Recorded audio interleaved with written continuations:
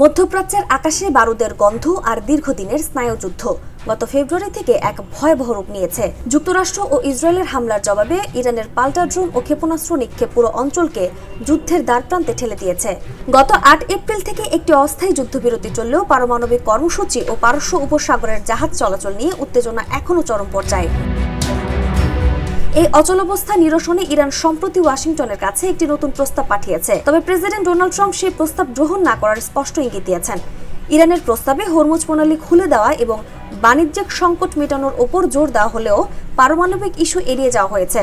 ট্রাম্পের স্পষ্ট দাবি, পারমাণবিক কার্যক্রমের বিষয়টি প্রাথমিক আলোচনায় অন্তর্ভুক্ত না হলে কোনো সমাধান সম্ভব নয়।